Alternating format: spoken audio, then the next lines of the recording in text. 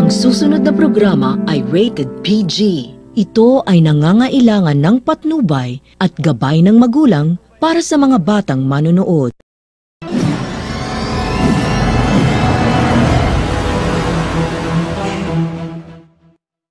Hello guys, magandang umaga po sa inyo lahat.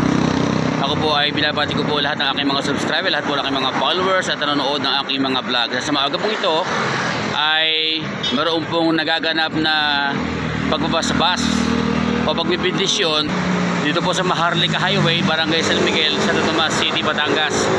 At yan po, makikita po nyo sa gawin na kinikuran ang convoy po ng mga traffic enforcer at ang pari po ng simbahan ng Santo Tomas City, Batangas, na sila po ay nagbabasbas at binabasbasan nila ang highway dito po sa Barangay San Miguel, Santo Tomas City, Batangas, na nagmula po sa SM City Mall hanggang dyan po sa may Cabaong Bridge, dito po sa pagitan po ng San Miguel at ng Barangay San Vicente. A few moments later. So ayan po, at sa mga oras na ito ay makikita po ninyo ang mga TMO, ang mga traffic enforcer ng Santo Tomas City, Batangas, nasa gawin po ng aking unahan. At sila po ay mga naka-blinker sa mga oras na ito.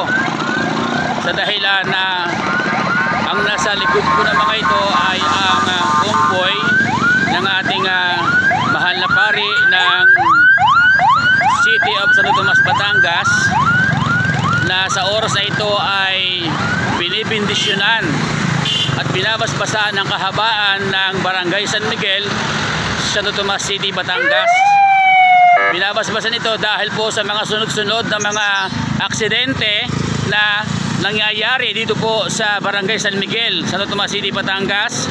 A few moments later. So ayan po, at sa mga oras na ito ay nakaagdon po ang pagbabasbas ng highway ng Barangay San Miguel na nagmula po sa SM City Mall ng Santo Tomas City, Batangas, na ngayon po ay pabalik na po sila dyan po sa may SM at nagmula po dito sa may Cabaong Bridge sa pagitan po ng Barangay San Miguel at Barangay San Vicente. A few moments later.